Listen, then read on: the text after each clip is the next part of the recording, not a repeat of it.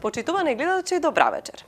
Граѓанското движење против рудници во Струмичкиот регион на последните локални избори реши да влезе во локалните совети и одвнатре да се бори не само против отворање на рудникот кај Ловица и Штука, туку и за другите локални проблеми на граѓаните, меѓу кои екологијата, локалниот економски развој и така натаму. Со мене вечерва е Костадин Ристоманов, кој што е дел од Советот на општина Ново село и не само тоа, тој стана председател на Советот на општина Ново село. Добра вечер. Добра вечер. Пред 2 дена имавте средба со граѓаните, прва која што ја организиравте откако сте дел од локалниот совет.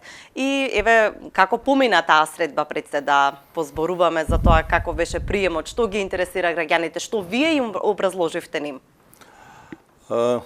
Морам да кажам дека ова невообичаена средба ние ја ветивме уште при изборите и многу нешто ветивме, но за разлика од моите, како да кажам, колеги во Советот, кои што до сега не дадат таков отчет, сметам дека они како големи политички партии имат обврска тоа да направат, но сепак ние го направивме тоа на еден транспарентен начин и морам да ги кажам резултатите или да сумирам заклучоците од таа средба. Пред се разочаран сум од слабата посетеност на луѓето, кои што сметам дека се уште тој страв, ако се јавно посети некој таков настан, немој другите да го карактеризират како предавство на политичките партии, бидејќи мислам дека се наоѓаме, нашето општество се наоѓа во една недобра ситуација на ниско општествено ниво, кај што нема вистинска демократија и можеби луѓето кои што сакаат да постават прашања и ги интересираат некои работи, не дојде од такви, баш од тие причини. Но вие не сте дел од политичка партија, зашто мислите дека... Затоа што ако, вака, некои луѓе лично ми го кажа, тоа дека можеби ако тој присуства на тој настан, можеби неговите ќе го сватат дека он има наклонност према нашата опција, да кажеме, стигае, и тоа го сметат за предавство. Мислам, тоа е далеко сме ние, од тоа се гледа колку сме ние далеко од една вистинска демократија од кој што бенефитиваме сите во општеството. Ве обескуражува ли ова што се... Не, тоа беше за очекување и покрај таквиот генерален став и случајните подметнувања на ВД директорот на културниот дом кој што не успеа да најде кај се палат сијалиците, например, за надвор, или не успеа да стартува парното грење, па моравме да мрзнеме, или например, не можеше да и најде микрофоните, па моравме без микрофони да настапуваме, што покажува на нивото на култура и на толерантност на кој што се наоѓаме. И напротив, можеби некои ќе се обескуражат, но ние не се откажавме од 4-годишната борба против рудникот и тоа со многу потешок непријател и многу потешки обструкции, па ова не е сигурно, напротив, тоа не мотивира и да ви кажам, ви должам одговор на прашањето како поминавме. Многу сме задоволни ние како организатори, дури да поздравам градоначалникот, не од тие што го критикуваме, дојде он присуствуваше, дури даваше и лични коментари, што е многу добар знак дека сепак има надеж за да се демократизираме и луѓето што поставаа прашања, јас ги забележав, на следната седница на Советот ги внесеме, градоначалникот на некој одговараше, јас одговарав и така треба ние да комуницираме со граѓаните и да практицираме власт во општината. Какви се прашањата што ги тиштат или ги тангираат во моментов граѓаните на општина Ново село, кои што беа испорачени до вас? Што е она што во моментов нив ги интересира, им е проблем можеби? Интересно е тоа што јас не сум имал до сега политички ангажман и не знам како другите советници дали имат контакти или не. Јас ќе кажам моето мислење, моето искуство. до мене доаѓаат луѓе кои што имаат разни барања и дури на моето прашање зошто не се обратиш, ти си член на таа партија, зошто преку вашата партија и така, се гледа дека немат и во самите партии тој демократски пат на патување на барањата, на информациите, на проблемите, разрешувањето на проблемите во општеството, па се обраќаат кон нас, што е гордост, но тоа е и показател дека им баш тоа независните кои што ги представуваат сите граѓани, преку нив можат луѓето најлесно да си остварат своите барања. Еве има мене целта беше ми на состанокот пред се средба со младите, бидејќи ако младите се наша иднина, а никој не ги прашува младите, немаме институција, немаме организирано некоја, да кажеме, формација која ще се грижи за младите, значи ние фактички кажуваме дека ние не се грижи никој за нашата иднина. Бидејќи ако се младите нашата иднина, а никој сега не им посветува внимание, и после се чудиме зошто така стихијно се случуваат сите тие проблеми. Неколку млади деца имаат, да кажеме, разни проекти. Па не знам, има еден млад човек има проект за место, бара место, простор кај што ќе вежбат младите, тоа джим или како викат они тамо за вежбање. После има барање од децата кои што сакаат да учествуваат во тој младински совет кој што општината требаше до сега и ќе го формираме, да кажеме, да учествуваат внатре. Постојат разни барања за пробивање улици, за асфалтирање, за разни за поплаки однос на нефункционирањето на спортската сала, на неорганизираните спортски настани, од секаков вид. И тоа мене радува, бидејќи полека луѓето ќе се научат дека морат и они да дават учество и да влезат во разрешување на проблемите, а не некој друг треба да ги разрешува. Морат луѓето да научат дека ако не потеглат они тоа прашање, ако не го актуализират, нема никој да го решава. Имате интересна ситуација во Советот во Ново село. Вие сте 15-тиот советник, односно двете политички партии, Социјалдемократскиот сојуз и ВМРО-ДПМН имаат по 7, вие сте оној одлучувачкиот. И да. Еве, како беше, може ли да се навратиме на тоа, како станавте вие председател на Советот и како се носите во моментов со оваа функција? Се случуваат ли некакви, не знам, превирања, сопки? Тоа е нормално.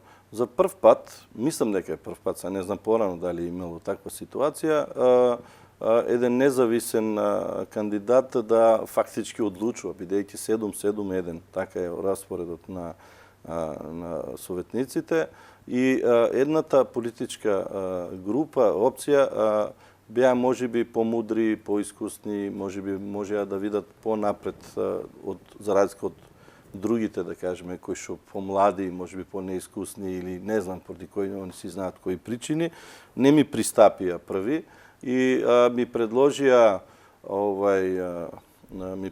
да бидам јас председател на Советот, бидејќи имат веќе изгубено градоначалничкото место и нормално се очекува да на некој начин го амортизира тоа и пак да имат можност за влијание врз случувањето во општината, што е сосема нормално. Меѓутоа, зачудува фактот тоа што јас не само што сум независен, не сум бил член на ниједна политичка партија, тоа може да се докаже, јас очекував, да кажеме, истата понуда да добијам и од другата опција, но не знам зошто, мислам дека така требало да биде едноставно, не добив покана и сега они ме обвинуваат дека јас претходно веќе сум бил договорен со другите. Тоа се нормални работи, меѓутоа, еве како што најавивте вие, во најавата ние како независни советници или независни кандидати за советници, ние влеговме во општинските совети со неколку цели. Прво, тоа беше некој вид не легален или не официјален референдум да видат луѓето, да видат сите и властите, па и концесионерот, дека не се тие два тројца или четворица само кои што пречат на отварањето на тој рудник. Еве за нас гласаа повеќе од 1000 во трите општини, но исто така ние имаме доста членови од најголеми двете политички партии кои што се наши поддржувачи, наши членови, кои што за жал или така одлучија да гласат за своите политички партии, што е сем нормално, така да тоа си поддржувачи ги покажавме многу повеќе. Ќе зборуваме за овој момент, но кога влеговме веќе во советите, за тоа што помисливме дека нашите форми на делување против рудникот веќе беа исцрпени. Поминавме доста блокади, доста штрајкови, доста митинзи правевме сите наши и свативме дека многу подобра ќе биде позицијата од членови во Советот, кај што еден момент има во законот дека и општината мора да даде позитивно мислење за нејзината територија, тоа што треба државата го планирала, треба и општината да даде позитивно мислење и за тоа влегувавме. Зборуваме поопширно за рудникот. Сакам во моментов да видиме како се одвива работата на локалниот совет со присуство на независните советници. Како се носите со оваа функција на некој начин, оваа одговорност и има ли капацитет, демократски капацитет во локалните совети или сега е малку тензично? Еве, јас сум познат по тоа што директно кажувам и не знам, не сум политички многу подкован, па да знам како да ги извртам работите, ќе кажам директно. Трагедијата е во тоа што уште во бирањето на кандидати за советници, политичките партии се водат од за мене неразбирливи мотиви. Поставуваат луѓе, не знам поради која, бидејќи можеби имал многу роднини или да тоа што не знам го знаеле, многу бил познат тој некоја личност или не знам поради која причина, и внатре во Советот сега имаме луѓе млади, претежно млади луѓе и тројца заедно со мене повозрасни, но не сакајќи да ги повредам, сепак младоста значи и немање искуство и немање минат труд во решавање на проблематиките, а општинскиот совет, јас така си го доживувам, советниците треба да донесуваат у името на сите граѓани, да донесуваат клучни одлуки, но без животно искуство, без минат труд во таа област на разрешување на проблеми, успешно решавање на проблемите, не можеме да гарантираме дека и одлуките што ќе ги носиме ќе бидат правилни. Така и сега на почетокот, мислам дека во стек на време ќе си легнат работите, се соочувам јас како председател на Совет со една несериозност, во самото однесување на непочитување на редот, на дофрлување, на несериозно поставување на самите советници кон тематиката што се разговара или се разгледува на дневниот ред на советите, што сметам дека во иднина ќе морам јас лично, им ветувам дека малку ќе ги зголемам стегите на некој начин. Можеме ли да очекуваме квалитетни одлуки на Советот на општина Ново Село во една таква ситуација? За жал ќе ни треба време да тие советници им помине, да го стекнат барем тоа ниво. Они не кријат дека и нив им е тоа прв пат. Таков вид на решавање на проблематики, и ќе им треба еден период на навикнување, на свикнување, на размислување, пошто бидејќи ние не се разбираме, искрено кога зборам, најчесто не може да ме разберат која ми е поентата, која ми е целта. Знаеш, и затоа седниците дури се одоговлечуваат малку повеќе од колку што треба.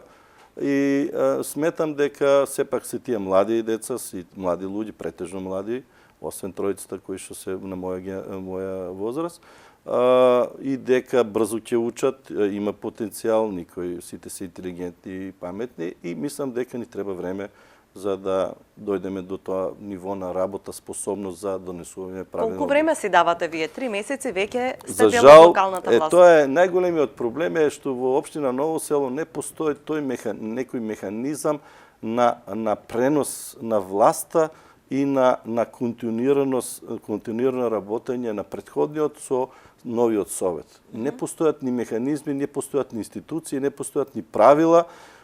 Ние тек сега учиме за одлуките на претходните советници, за одлуките на претходните уделенија или до кај се со проектите. И тоа ни ствара еден периодот да биде малку подолг, бидејќи се надевам дека ние, таа генерација на советници кои што сме сега, ќе направиме таков механизам за следните генерации што ќе доаѓаат после нас, да тоа да има еден континуитет, побрзо прилагодување на новите со старите на новите членови во советот, со запознавање на проблематиките и поуспешно решавање. Можеби оваа година ќе ја потрошиме на тоа. Се соочувате со енергетска криза, со здравствена криза, така го почнувате мандатот. Кои се предизвиците во моментот што како општина и како совет ќе треба да ги носите? Претпоставувам дека ве заплисна новите високи, енормни сметки за електрична енергија во локалните институции, и за уличното осветлување, но и понатаму сето она што е проблем и предизвик за решавање. Што ќе се случува? Моите забелешки или критики кон младите членови на советот, небитно која политичка партија е баш тоа што ние мораме многу одговорно и сериозно да ги гледаме тековните проблеми, да ги предвидуваме идните настани, ако сакаме да бидеме подготвени и да бидеме успешни во решавањето на тие проблеми. Најгорливи проблеми во моментот се енергетската криза, нас не заплиснаа со многу барања за пренамена на земјоделското земјиште, за намена за фотоволтаици, таа е еден категорија.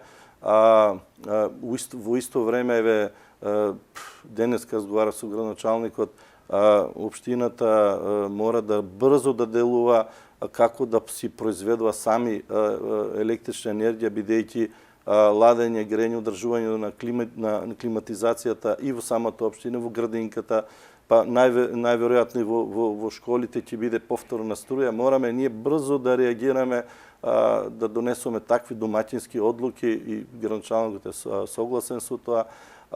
Ние се наоѓаме најгорлив проблем на нас, ние да кажеме иселувањето, како да привлечеме, прво да ги задржиме младите, и тоа беше целта на состанокот со граѓаните на Стига и јас како нивни представник, како да ги активираме потенцијалот кај нашите привремено вработени во странство, кои што сакат да си дојдат, но ние за жал општината не им овозможува такви услови како што имаат во Западот. Немаме ние пречистителна станица, немаме канализација на секаде, ѓубриме на секаде, немаме општината, разговараме за немаме простор за паркирање и така натаму. Услугите на општината треба да бидат професионални, треба да бидат во интерес на граѓаните, но ние немаме механизам како патува едно барање, колку време му треба, како е одговорено, дали странката е задоволна. Ние не постојат тие механизми, и тоа ни е приоритет што ние треба да направиме. Баш тоа, спомнаме и тоа, ние замислите, имаме нова зграда, имало систем за озвучување и со микрофони, со звучници, се не постојат, и ние немаме никаков начин како да информираме граѓаните, а тоа ни е должност. Па ќе видиме, мислам дека наредната седница некако експериментално ќе пробаме да ја пренесуваме во живо, додека градоначалникот не обезбеди услови, што можеби ќе треба малку повеќе време, да мораме ние да бидеме повеќе отчетни и граѓаните да знаат што се случува и како е решавање. Какви се реалните капацитети на ваквите рурални мали општини и човечки и економски да се справуваат со енергетска, со здравствена, со економска криза? Се тоа зависи од точка на гледање, кој како и гледа.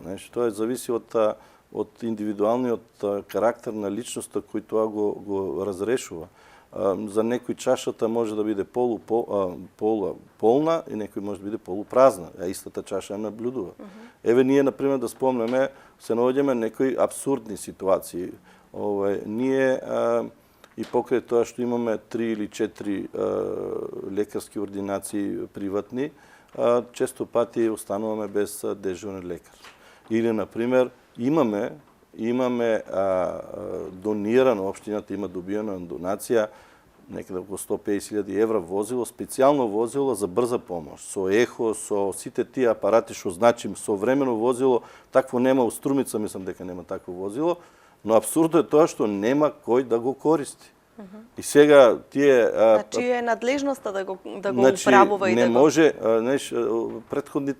предходните советници или градоначалници кои тој проект го истерале до крај, немале јасна визија што после тоа, и сега ние советниците се содруваме и градоначалникот пред се содруваме со проблемот кој е законскиот пат, бидејќи знаете дека имаше многу превирање и критики односно на организирањето на приватна брза помош, но не може да биде и мора да биде по некој институционален, по некој легален пат. Тоа треба да го прави Министерство за здравство, но знаеме каква е кај нас администрацијата, поготово кога ќе кажеме таму СДС, таму ВМРО и настануваат разни ситуации во кои што на крај страдат населението. Имаме идеални услови, а не можеме. Како ќе го решите еве конкретно проблемот со медицинското возило?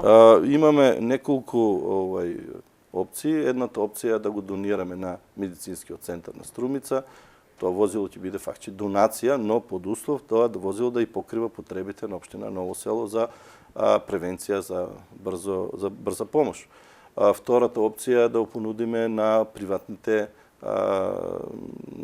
фирми кои се бават со таа дејност, кои што имат лиценца, да нимен интерес да биде, па дури имаше опција и општината да донира некои средства да им покрива трошоците, бидејќи тоа возило во моментот не може да биде за нив и толку исплатливо. Така да се работи на разрешување на проблемот и сепак тоа е задача на градоначалникот да не му се мешаме. Дадовте политички одговор за капацитетите на малите општини, меѓутоа еве конкретно сега нешто да спомнеме. Кои се предностите што можете да ги искористите како мала општина? Кои ви се големите недостатоци за да се справувате? И претходно исто така многу интересен момент рековте да се привлечат нашинците кои што живеат и имаат капитал од странство и во странство. Дали имате некакви, не знам, чекори за кои што веќе сте зборувале, што може да се понуди? Дали можеби, не знам, земјиште за индустријски зони по поволни цени? Дали размислувавте, имали веќе насоки за пренамена на земјоделско земјиште за изградба на фотоволтаични плантажи? Ќе ви говорам точно. Малите општини, тоа е како некоја мала куќа.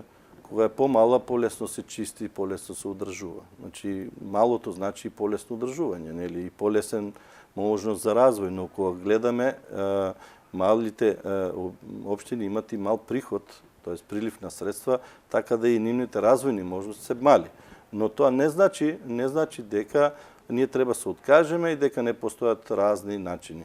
Прашањето е во тоа што, јас во моментот му замерам, јавно ќе кажам на градоначалникот, и нека да не ми се љути, но сепак е тоа во начинот на гледање на проблемите.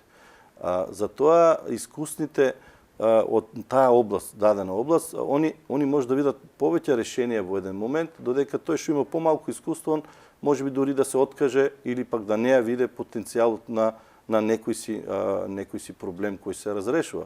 Така да имаме ние конкретно, зашто зборувам конкретно? Ако ние како општина направиме се како што треба, дали тоа значи урбанизација, дали значи тоа продажба на земјоделско земјиште, дали значи изработка на инфраструктура, што е потребно за секој инвеститор, дали треба тоа да биде одлуки на советот, одлуки донесени во интерес на потенцијалниот инвеститор, едноставно народски кажано, буквално ние да обезбедиме се и да дојде инвеститорот да инвестира во општината. Никој нема да дојде во општината ако ние имаме нелюбезни административци, ако ние немаме чувство за нивните потреби, никој пат нема да дојдат инвеститори ако кај нас не се расчистени работите, ако му бараме мито или не дај Боже нешто друго да притискаме. Дури имаме ситуација во кој што со еден од административците не може да се разбереме, вика, па не ме прашал мене тој, па јас да му одговорам. Зошто треба да те праша? Ние сме сервис на граѓаните, ние треба и тоа што не го знае муштеријата или тој што ни е нас сега во моментот наш граѓан кој сака да инвестира, ние сме совесно човечки должни сме да го предупредиме, да му го решиме проблемот иако тој не прашал.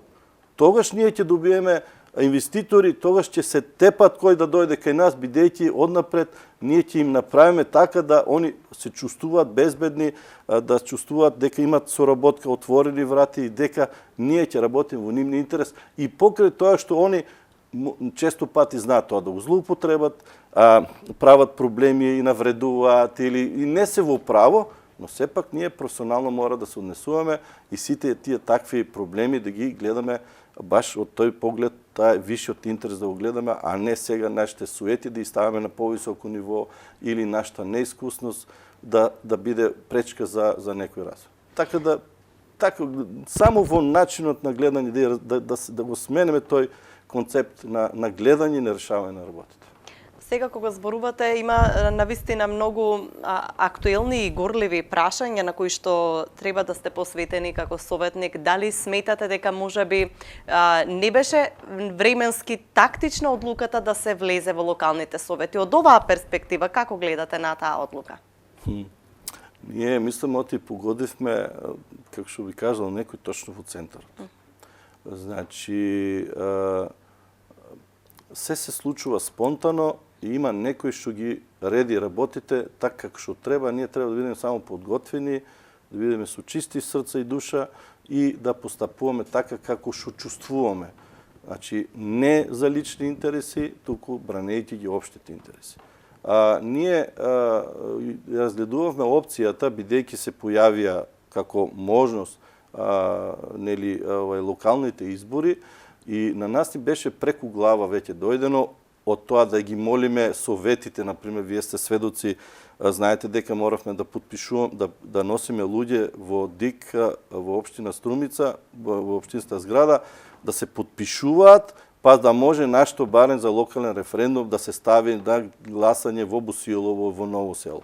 Зошто? Затоа што тогашните совети, тогашните градоначалници немаат чувство за потребите на граѓаните, правдајќи се дека со тие пари ќе асфалтирате една улица, а ние ги прашувавме, а на кој, ако ние бидеме истровени тука, ако бидеме истепани, кој ќе оде по тие асфалти таму? Значи, така да и овој момент, имајќи ги најавите дека до нова година се ќе биде решено и се ќе биде средено, ќе се добијат потребните дозволи и така натаму, свативме дека дозволата мора да помине низ општините, истрошеноста на нашите капацитети, истрошеноста на формите на делување против рудникот, не натера да влеземе внатре и да будно да чекаме во тој нареден 4 годишен мандат, да видиме што ќе се случува.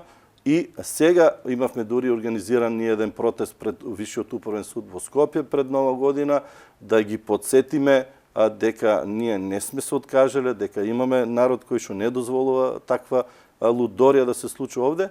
Така да, влегувајќи во советите, ние сме некој вид темпирана бомба за таквите можни случувања. Еве, да ви најавам дека имаме организирано посета на советите и на градоначалниците како Стига и како Здрава Котлина, да им објасниме, ќе им поделиме материјали, оти сепак мислиме дека многу од граѓаните не се запознаени за вистинските проблеми и колкава таа опасност по нашата котлина неповратно, значи, и колку сериозен тој проблем, затоа и еве сега во форма од позиција на советници, од позиција на колеги, да кажеме, комуникацијата ќе биде многу полесна, се надевам дека ќе имаме и разбирање за целата таа ситуација, ќе можеме почесто да ја актуализираме таа тема и на тој начин да ги обезхрабриме и оние кои што се уште се надеваат дека некој ќе ќари од тој рудник и дека тука нешто такво е возможно. Какво е расположението што вие го чувствувате помеѓу колегите во Советот по однос на прашањето за рудникот Иловица Штука? Не можеме да ја обвинеме ние сите луѓе зашто не размислуваат како мене, например, нели? И секој има право на свое мислење и одлучување. Најинтересното е тоа што веќе, ако порано имаше некои од блесуци на некои кои што се дрзнуваат да кажуваат дека се за рудник, сега одат веќе сватија дека тоа не е во интерес на мнозинството, дека мнозинството ги осудува и таквите луѓе можеби се уште имат мислење дека позитивно мислење дека рудникот е бил добро нешто, но не го искажуваат јавно. И така и советниците, веќе ви кажам еден пример, не е ни важно од која групација тамо, од која политичка група се,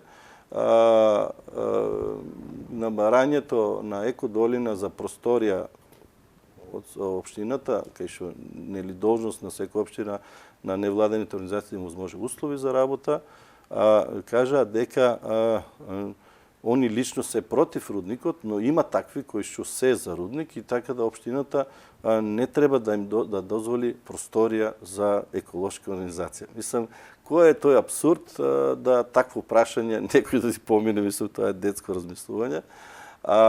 Општината е должна за секој што побара, но некој што побара, туку и е активен да работи. Ние 4 години, се знаете, не знаме јас која еколошка организација има поголеми зафати од нас и поактивни се биле, нека кажат кои се били и кои не заслужуваме ние таква една просторија и не ја баравме ние просторијата само за нас, туку да имаме термин одредена просторија во теку на неделата, еднаш или два пати да имаме да се состануваме. Ние не можеме сега зимно време да се состануваме на ливадата некаде или некаде на отворено и од тие причини, но сепак ова покажува... Не ја добивте согласноста за користење? Ние позитивно мораше бидејќи имаме мнозинство советот, нели, ја донесовме одлуката, но со тоа што да причекаме да се реновират некои простори во Домот на културата, па тогаш таа просторија да биде наменета не само за Екодолина, туку да биде наменета и за други невладени такви организации, што не е ништо проблем да биде, ама се гледа при тајната, да кажем, или микријата на таквите кои што се уште мислат оти рудник можеби ќе биде добро нешто. Имавте изминатиот период контакт со активисти од Србија кои што издействуваа да не се отвори рудникот Рио Тинто. И какви се искуствата кои што вие ги црпите од таму? Што може да се примени овде? Какви ќе бидат вашите активности понатаму во однос на прашањето за рудникот? Имаше, ние тоа доби контактите, имаше лични контакти, имаше преку Facebook контакти и така натаму. И ние се подпишавме на нивната петиција, со тоа што дури, лично јас се изборив, таму ја немаше Македонија како земја од која што да идеш, и тоа беше некој политички, не знам, таму некој потест, тоа го исправија луѓето, ние се подпишавме, дадовме, разменивме информации, некој начин сега може да кажеме дека сме поврзани, им дадовме поддршка, тие нам не дадоа поддршка и поучени од нивните искуства, мислам дека ние треба да алудираме, да вклучиме познати лица што јавноста ги знае, авторитативни, кои што ќе делуваат позитивно. За жал, се уште кај нас таквите личности се многу малку и работиме на таа тема да не само како рудникот, туку како еколошките теми да бидат пред се тема на разговор на интелектуалците што и доликува. Но кај нас таа јавна дебата и интелектуална дебата, да кажеме, многу недостасува, како земја сме многу мали, и мал број на интелектуалци и тие се поделени по разни политички партии, така да независни интелектуалци и многу малку и од тие причини имаме таква ситуација, но сепак Рио Тинто, одземањето на концесијата на Рио Тинто за нас е многу позитивен феномен, позитивен настан, затоа што ова е типичен пример и за нашата влада, сегашна или идна, што може да очекуваат ако случајно се дрзни некој судија, дрзни некој владен администратор, министер, не знам, некој, да кажеме, судија, да направи преседан и да направи тоа што го направили во Србија. Рио Тинто со сите нивни дозволи далеку беше понапред од нашата ситуација овде со Јуловица Штука, па успеа назад да го вратат и така натаму, така да ова нека биде поука дека и такво нешто може да се случи кога масовно народот ќе дојде, ќе излезе, може да дојдат до немили настани, тоа го предупредивме. Многу наши активисти кажуваат јавно дека и животот ако треба ќе го дадат, што дури не е за чудо, да видите они така и така после известно време и они неговата фамилија или ќе се исели или ќе биде затроен од токсините тамо што треба се испуштат, така да не дојде до такво нешто. Еве го примерот Рио Тинто, немој политичари да ве подсетуваме на тоа, доволно е тоа што се случи во Србија како поука, постапувајте спрема искуството на другите, немој да се учите на наше искуство. За крај имам едно прилично навремено прашање, мислам, а тоа е дали по ова што го велите дека е добра одлука да се влезе во локалниот совет, може да се очекува да се организирате и да бидете дел од кандидатите за следниот парламентарен состав? Еве, јас лично може да кажам за мене, бидејќи ние не сме таква политичка организација, па да имаме, јас да имам влијание врз другите, сите се индивидуалци, сите сме самостојни и ние одлуките си ги донесоме самостојно во интерес на нашата заедничка цел, екологијата и спречување на рудникот. Лично за себе јас би кажал дека такви амбиции немам, затоа што имав понуда да бидам кандидат за градоначалник и кога ги слушнав гласините дека и цело време тие 4 години јас лично сум се борел за да дојдам до фотелја на градоначалник, дека јас сакам власт или не знам што. Иако како позиција на градоначалник, позицијата на нашите екологисти ќе беше многу позајакнена, дури од сегашната ситуација председател на Советот. Јас се откажав од таа ситуација, затоа што да им докажеме дека не одеме, не ние да освоиме власт, не ние да одеме во власта, да се продаваме или не знам што. Едноставно, бараме можности да делуваме во еколошки план, во еколошки правец, како да си го направиме нашето заедничко живење по-добро за сите. Значи, сега, јас не знам, ако, например, замислите да утре ми дадат можност јас да бидам премиер. Воопште нема се мислам утре станам премиер, ако ми е целта да ги изчистиме депониите, ако возможиме да изчистиме реките, ако возможиме да имаме Струмица најзагадениот град да го направиме. Не ме интересира кој што ти каже, ако целта е возвишена и ако имаме цел кој што сакаме да постигнеме не за лични интерес, не за своји лични задоволувања, некои своји сатисфакции. Туку едноставно ако има виш интерес. Лично не сме ниту размислувале, нити разговарале, нити имало таква иницијатива, иако морам да кажам, вечер имаме во 19 часот, мислам, сите независни советници сме поврзани во една група во која што имаме еден онлайн состанок баш на таа тема како да делуваме организирано. Но, пак ќе ви кажам, не се подразбира влегување политичка партија, влегување туку како да ние да делуваме. Добро, ама се зборува и за една листа, нели така, што се отвараат и нови можности, може би во иднина. Не знам, јас не можам, еве, ќе имаме тек прв состанок онлайн и не знам што ќе одлучи мнозинството. Лично јас можам да кажам дека не ме интересира мене тоа и не сум имам јас своји лични планови, имам си своје да кажеме област во која што сакам да се посветам, ако сум здрав и жив во пензијските денови, тоа е лозарството, винарството, сакам на тоа да се посветам, на внуците што идат и така натаму. Мислам дека за мене касно јас да станам сега политички активист и тоа е. Ви благодарам многу за разговорот. Се надевам дека во блиска иднина ќе имаме повторно можност да зборуваме за актуелните работи кои што се случуваат во општината Ново Село и секако поврзаните теми со рудникот. Благодарам и на вас на отстапеното време и можноста да си кажеме нашето мислење. Благодарам. Вам, почитувани гледачи, ви благодариме за вниманието со кое што го следавте ова интервју. Довидување.